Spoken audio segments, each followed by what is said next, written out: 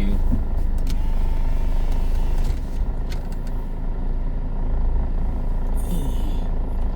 So, rant ba to? Magra-rant ba ako?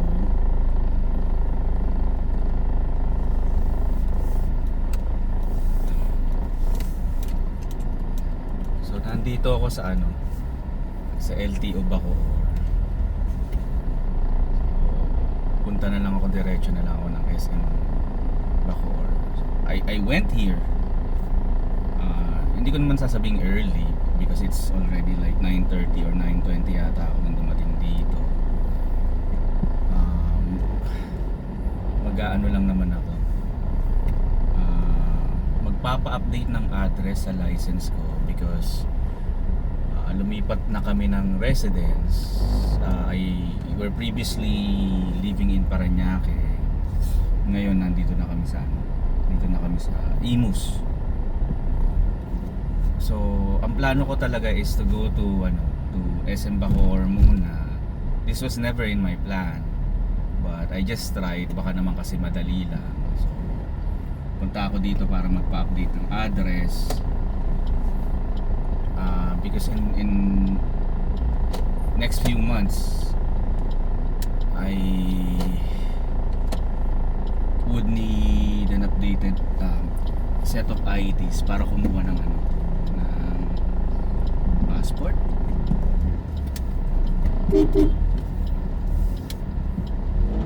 Thank you. So kukuha ako ng updated passport because it's required sa trabaho. Hindi naman ako seaman, pero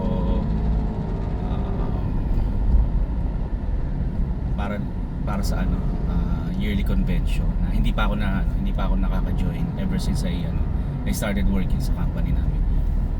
So, punta ako dito, dating 9:20. I was expecting to only, sabi naman sa akin ng kakilala ko sa LTO Parañaque, you only need to pay like 1,000 yata to update your address, be issued with an updated ID. Tinanong ko naman dito, mabilis lang daw yun, same day lang. Kaso pagdating ko, sabi offline daw yung system, entire country daw na offline ang system. Weird, right? So imagine this.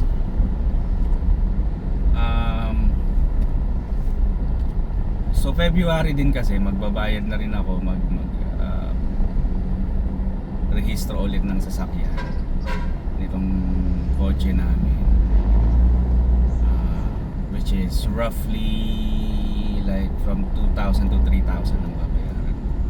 And that's the same situation with all of the car, pickup, whatever vehicle that is, with every vehicle owners yearly. Matindi pa nga kung dalawa yung sasakyan mo, di magkano yung babayaran mo. And then if mas malaki yung sasakyan mo, siguro I'm not sure about that kasi palagi namang maliit lang yung sasakyan namin. So you might need to pay a higher amount. Here's the thing. So we're paying LTO like yearly, and then accumulate that sa ilan ng owner ng sasakyan sa Pilipinas. Mapa-private, mapa ano pa ba? Mapa-public or parang mga jeep, yung mga taxi, right? Yung iba, yung ano pa nila, yung hindi ko alam yung tawag dun eh. Yung license nila to operate, yung taxi or anong public transport yan. Tapos yung yung mga professional license holders na mas malaki ang bayad sa versus sa katulad kong yung regular license lang. Ang laki-laki ng binabayaran sa LTO. Kinang-ina naman talaga, 'di ba? Sorry for the curse. Kinang-ina yan. Laki ng binabayaran yearly. Tapos lately lang nga naging maganda dahil every 10 years na ang license, right? Pero kinang ina naman talaga yan, di ba? Ang laki-laki ng binabayaran dyan. Tapos may budget pa ng gobyerno yan. Land transportation. Hello? Binabudgetan din ng gobyerno yan. So hindi mo pwedeng sabihin na yung 100% ng sinesweldo ng mga nagtatrabaho sa LTO is coming from the public. So how come na yung system nila periodically, I'm not just saying na ngayon lang nangyari to, because I've been on different occasion na pupunta ako ng LTO, sasabihin sa akin down po ang system, na hindi po ngayon makukuha yung ID nyo, yada yada, right?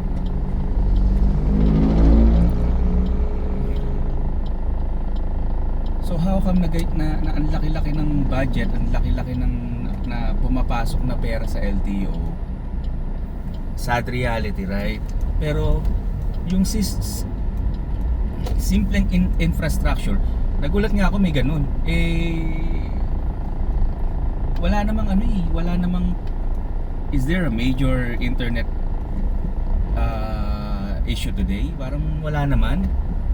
Even yung mga kapitbahay namin na yung parang hindi naman siya yung major telecom player like PLDT, Globe or whatnot. Wala naman silang reklamo today na nawalan sila ng internet.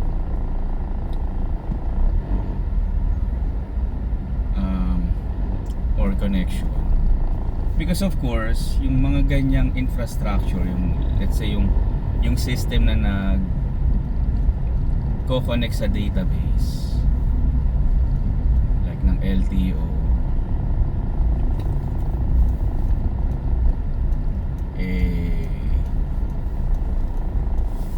internet lang yan either private or public, like network connection, pero most likely yan kumokonekta lang yan sa backbone ng isang major telecom player, probably Globe or PLDT, right? Tapos meron silang like I don't know what kind of system they use as a database to hold all of the parang customer or license owner or even yung vehicle registration information. May database yan na kumonekta lang sa network, and then may secured siguro secured IP, what else, encryption para walang ibang makakonect. Hindi ko maintindihan bakit periodically may ganyang down daw system, tapos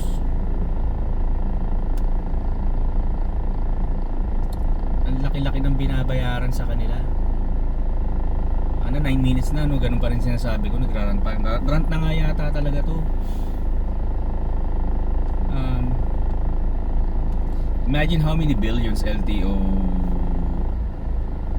earns even dun sa mga violations, right? Binabayaran mo yan. I remember way back teka, walang on ticket.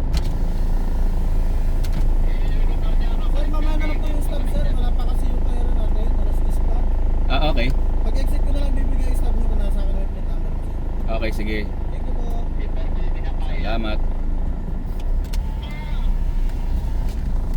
So, imagine, even yung sa mga violations, right? Nagbabayad tayo dyan. So, I can remember beating the red light. Kasalanan ko naman talaga.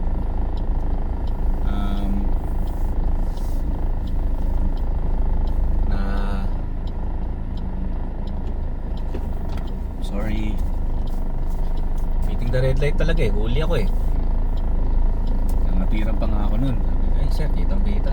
Baka hindi ako yan, sir. Tapos sinong plate number nga. Plate number ng sasakyan ko. So magkano rin ba nilaran ko nun? Almost Kasi ano siya, beating the red light saka staying in the yellow lane. Tanga ko kasi noon. Nag-beating the red light na nga ako, hindi ko pa tinuloy. So staying the yellow lane plus 500. So naging 2.5. Sa Paranaque pa to. So I paid because let's face it, kasalanan ko naman talaga, tatanga-tanga, di ba? Hindi naman tatanga-tanga, siguro at that time and not really a reason, I'm not aware na fully enforced na yung ano, yung parang no contact your contactless apprehension. But it's not a reason at all not to comply. Kung walang contactless apprehension, di ba, huwag nang mag-comply. Not a reason at all, not using that as an excuse. Magkano yung 2.5? Tapos nung time na yun, tatawa ako. Story time na. Tatawa ako. May ano siya parang driver siya ng ano, driver owner yata siya ng isang L300 na pickup yata or ano. Na parang meron daw siyang, so ngayon ang babayaran niya is ano, parang isang violation which is like 2.5 din yata, 2,000 siguro, beating the red light. But ang sabi nung agent ng LTO, pero sir may pending po kayo, pending for for verification, at least 9 other exist parang violation. So meron siyang 9 violation na in after a certain cutoff, sabi nga ganun, pwede nyo na itong bayaran sir ngayon, itong violation mo, pero you might wanna check this after 15 days, kasi may cutoff sila ng verification, baka parang ma-record na dun sa sasakyan niya. So imagine that 9 other violations, kasi nga contactless apprehension, di ba? 9 other violations na most likely 1,000 minimum each, babayaran mo possibly after 15 days. My God, magkano yun, di ba? So, it is what it is. Violation, you have to pay.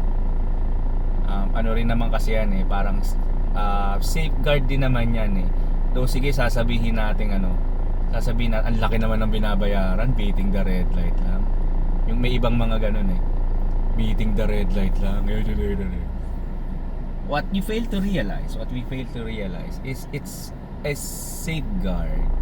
Parang syempre mentality mo, ayokong magbayad ng 2,000, di ba? So sundin ko yung siguro kung parang backwards mentality, di ba? Pero ang totoo nun, kaya usually ang mga multa sa ganung violation is malaki. Imagine beating the red light and then someone may tumawid, di ba? Binit mo yung red light, yung pala time na para tumawid yung pedestrian, dumiretso ka pa rin, nakasagasa ka. And that's more costly than just paying 2,000, right?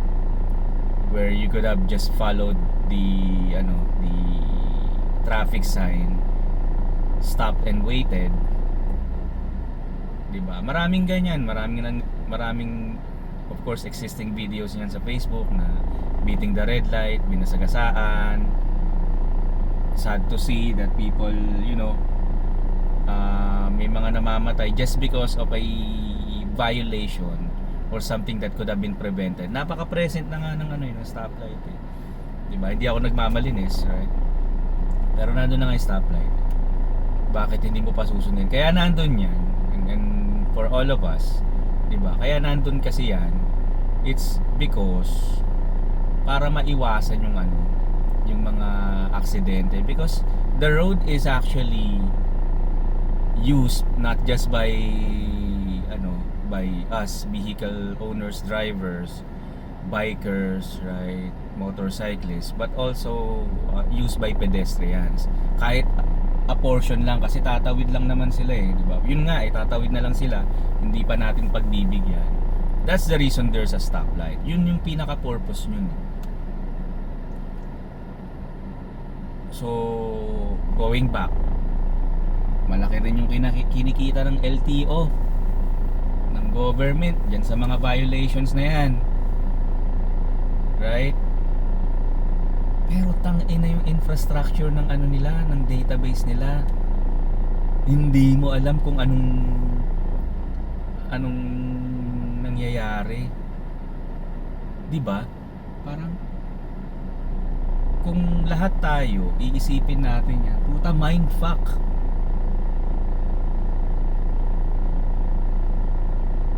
How can, especially on a Monday, imagine, sa mga taga LTO,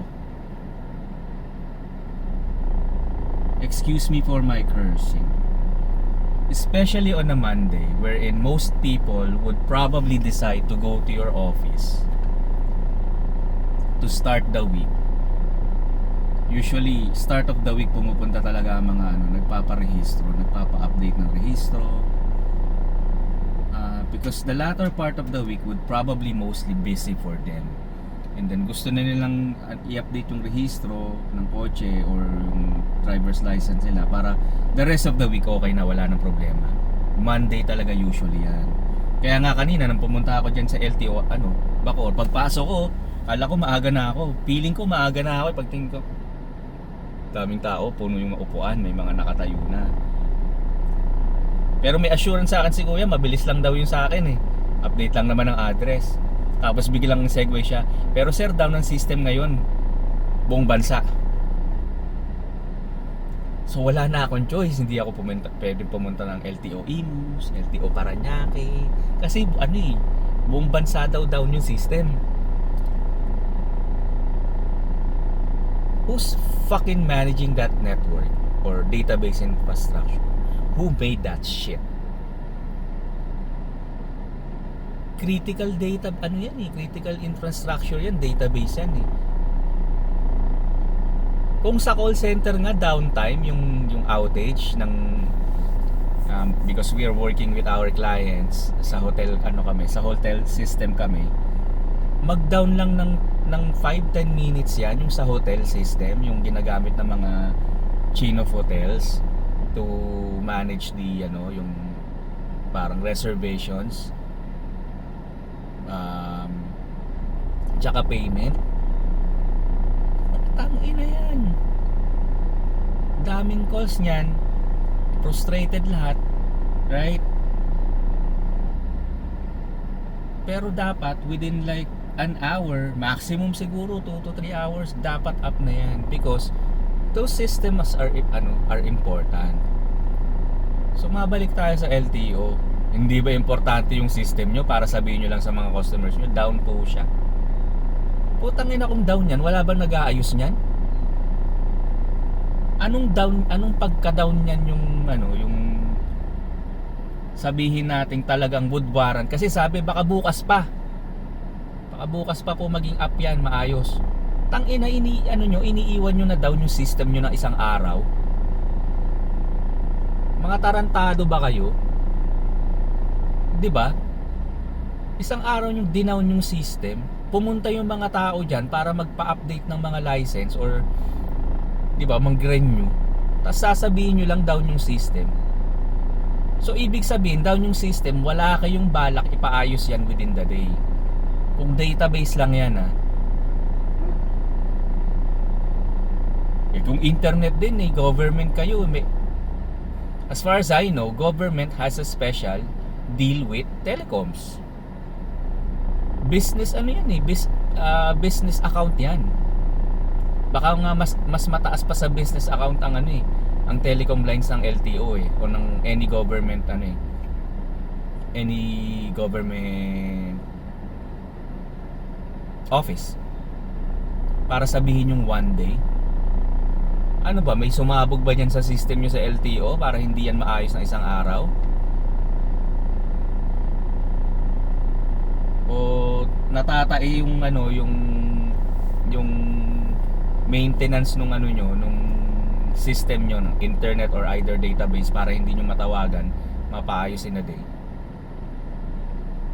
So ibig sabihin kasi kung buong bansa yan, yung central nyo yung down. So ano sa central nyo yung down na hindi maayos within the day? 'Di ba? Tsaka kung ganyan, di sana sa Facebook nyo, I don't know, I haven't checked Facebook yet. Sa Facebook nyo dapat may announcement na ganyan. Or dun pa lang nung pumasok ako dun sa ano, kasi may information dun sa ano eh, bago ka pumasok ng building ng LTO, dapat dun pa lang sinabi na sa akin daw yung system. Tama, mali?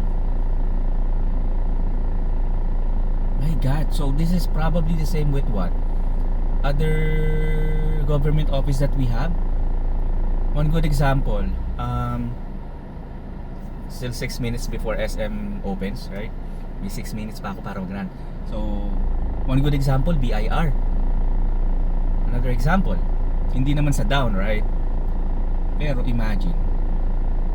But anyone probably who knows the reason why or can explain to me kung bakit ganun pa rin yung system ng BIR, or probably some of you have noticed this. Magkano ang binabayaran sa BIR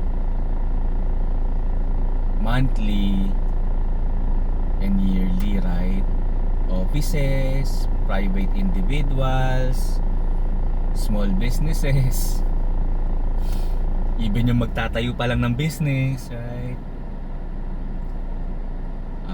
Yung mga business permit na yan, tangina. So, magtataka ka na hanggang ngayon, and I noticed this like way back years ago, na napaka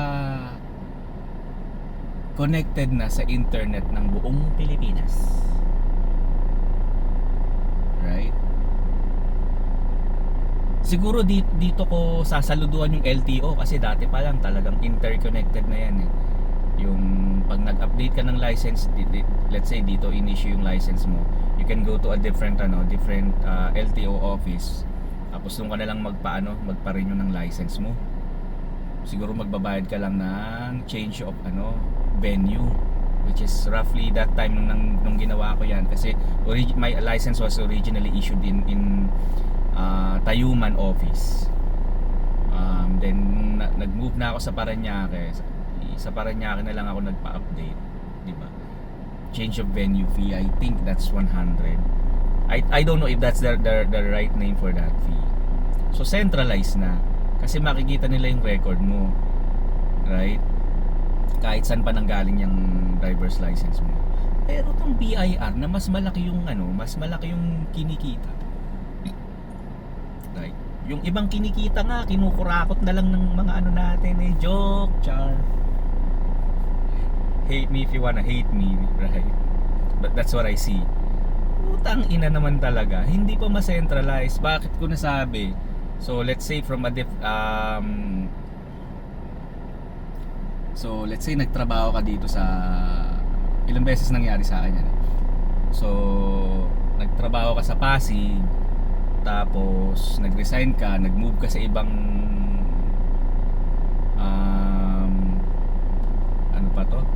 nag-move ka sa ibang city, change RDO. Putak, pag magpapa-change RDO ka, kailangan pumunta ka muna sa original RDO mo. Nakalimutan ko na yung process.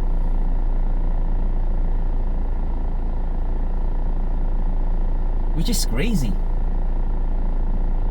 Can't you just fucking check my record kung dito sa bagong office na, di ba? Sa bagong RDO. Pero ganyan I don't know kailan pa naman ako nagpa-change RDO. From the last change of RDO of mine was from like Manila Tondo going to Parañaque Pasay yata, kasi magkaibang city yung old and new company ko, but that was way back 2015. But imagine the hassle. Buti na lang yung office namin, in fairness, meron silang taga HR facilities na nag-aasikaso nun, sila nilang pupunta. Pero imagine the hassle, kasi nangyari sa akin yan sa ibang pinagtrabahuan ko eh. Ako pa yung pupunta ibang city, kasi ito yung original RDO ko. How can you be how can our be system that fucking lame, ang laki-laki ng binayaran pero hindi ma-centralize? hindi ma-interconnect yung ano, yung system. BIR pa yan. Yan yung isa sa pinakamalaking sumisinghot ng pera natin. Yan yung unconditionally as long as nagtatrabaho ka, babayaran mo. 'Di ba? LTO, babayaran mo ba yan pag nagtatrabaho ka? Hindi naman Kung wala kang sasakyan, hindi mo problema yan. Unless gusto mong kumuha ng driver's license just for additional ID, right? Of course, marunong ka dapat mag-drive. Kasi iba ganun marunong lang mag-drive pero walang masasakyan. Additional ID yan, di ba? At least, additional identification, proof of address, yada yada. Di ba? Kasi yung ibang government sa atin pag kukuha ka, kailangan marami kang proof of address, mga 2-3 yata. Pero putang inang, hirap-hirap kumuha ng ID sa atin. Katulad nito, pupunta ka, Lunes na Lunes, down yung system. Imagine that, ano pa bang ibang government office natin yung ganyan, yung hindi interconnected?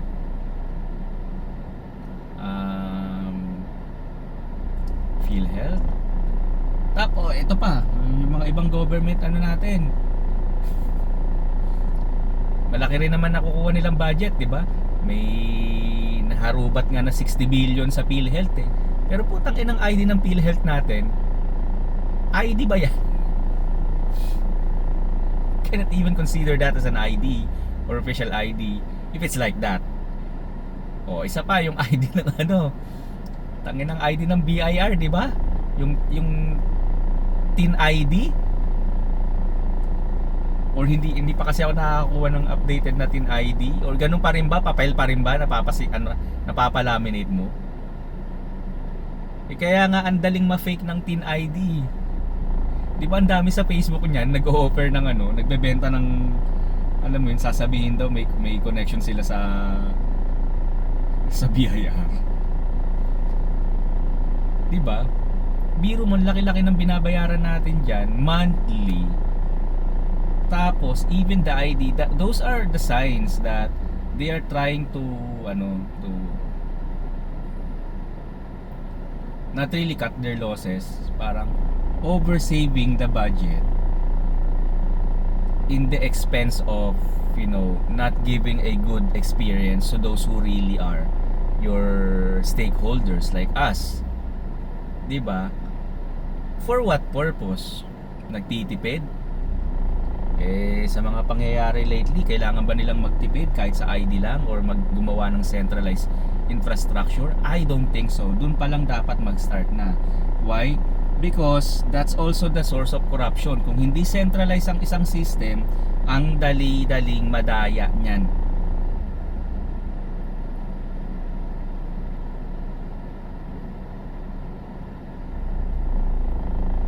Diba?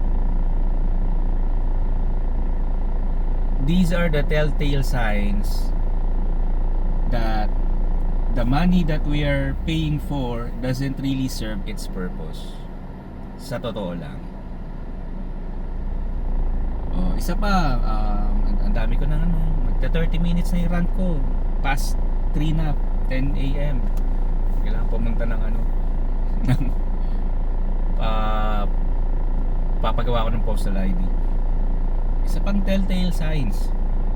Why is that? And anyone can explain. And I observed this in Manila. And na-observe ko na rin siya sa Cavite. Na every weekends, fucking shit. Tayo na dito. Anyways, hindi pa naman monetize ang YouTube ko. Fucking every weekend or Friday pa lang minsan, lahat ng stoplight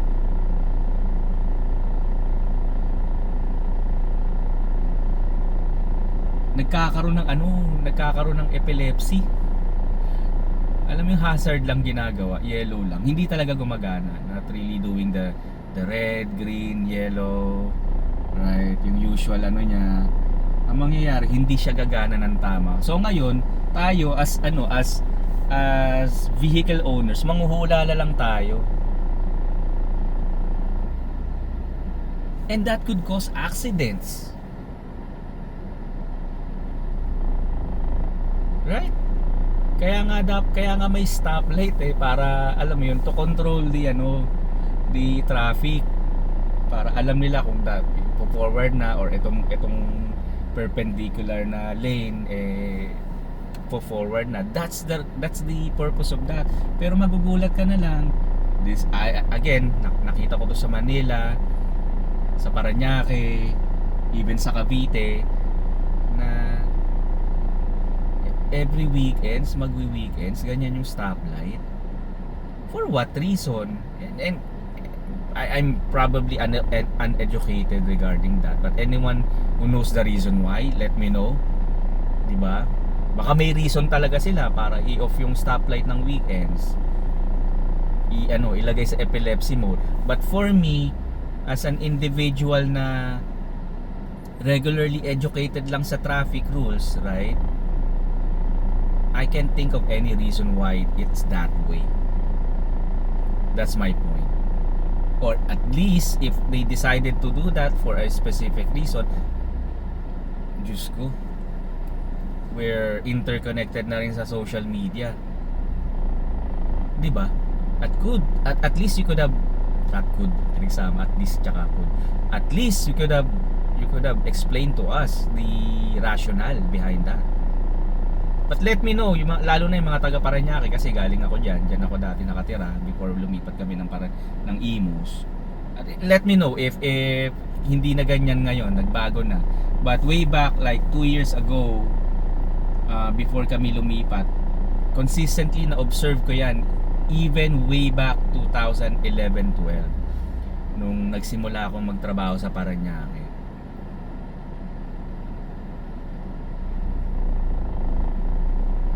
So crazy, right? There are so many things dito sa bansa natin, things that is owned or may accountability yung government natin, na alam mo yun, kung talagang critical ka lang sa mga ginagawa nila, masasabi mo na lang, tangina nga no, ba't ganun, ang laki ng binabayaran natin dito pero ganyan. And I don't think you'll have to pay billions of peso to fix or update your infrastructure database. Iko-connect mo yan sa network, right? I don't think so. If anyone would say na ganun kailangan kaya hindi nila magawa-gawa, fuck their asses. Parang ano lang yan eh, saan ba to? Department of Agriculture ba yon, yung isang desktop PC tsaka license, umaabot ng almost 200-400 yata. Nakalimutan ko na kung magkano, di ba? Imagine how fuck our government is. So again, I'll go back to yun din naman yung team ng yung isang previous kong post nung December, na as long as the government or those people sitting in our government offices thinks na wala tayong awareness or we don't even bother or care, these things are gonna happen consistently. Hindi to matatapos, hindi to hihinto, because sa tingin nila we don't care. I think the only way for these things to get fixed and all of us move on with alam mo yun, with a positive outcome na, is etong sa issue na to, yung sa DPWH, yung mga flood control projects na yan, meron talagang isang major player, or all, I would pray that all major player gets punished and gets held accountable for what they did. Pero kung lahat tayo, ang attention natin has been diverted or swayed to other feeble topics, napakawalang kwenta, katulad nung naglayas na na ikakasal na, again, nothing against them. It's sad to say that it's because of mental health, but those are private things na Hindi ko alam kung bakit hanggang ngayon pinag-uusapan pa rin. Right? So, yun lang. That's just my kasalanan ng LTO to, kaya ang haba 30 minutes nagrant ako. But as you know, as simplistic, as crazy as it may sound, for me it's a big deal. Big deal because I'm paying taxes, right? As a taxpayer, I'd like to see, and I not just a taxpayer, but you know, I consistently and fairly pay for the things that I have to pay yearly. Yung pagrehistro ulit ng sasakyan, yung pagrehistro ng license, ano pa ba, yung taxes na yan, right? Binabayaran natin lahat yan, binabayaran ko yan. I'd like to see some changes, I'd like something to happen, because for me, it's unfair na nagbabayad ka, tapos yung mga nandun sa gobyerno, tangina, may tig-isa, tig-2 million na na bonus kahit hindi nagtatrabaho. Diba? Siguro I'll be okay with that, to be honest. I'll be okay with that idea kasi high profile naman talaga ang government position. Of course, considering safety and whatnot, yada yada. I'll be okay with them getting paid that amount if I see that my taxes and the things that I paid for is going somewhere positive, somewhere that we could all benefit, we could all see. Yun lang naman yun that's the name of the game. Kung napupunta sa tama yung binabayaran ko, I don't care if you're paid 2 million to do your job or 2 million bonus, di ba? Kahit hindi ako magkakaroon ng 2 million bonus in my lifetime, to be honest. Pero kasi ako simplistic, alam mo yung gusto ko lang mabuhay, kumain, be with my family, you know. Probably if someone could give me money like that, it's gonna be a plus, right? Pero let's all think like that. Let's all of us want to see the good things that we could have if our government is really using our money the right way. Yun lang naman yung gusto kong mangyari. That's the reason why I started this video. It's just so sad that on a Monday wherein they are expecting so many people to go. Even nung nasa Tondo ko, pag Monday talaga punta ko, and ibang tao din Monday, because that's the start of the week. Minsan magli-leave ka pa ng Monday, di ba? Hindi ka papasok sa trabaho mo. And I even see yung mga mga ahente ko magli-leave Monday. Of course, kukuha ng updated IDs, yung iba, yung driver's license, because you wanna start your day right. Pero kasi, you know, our government offices doing this to all of us as people, that's not, you know, helping us start the week right for us. That's the other thing. So sad for me.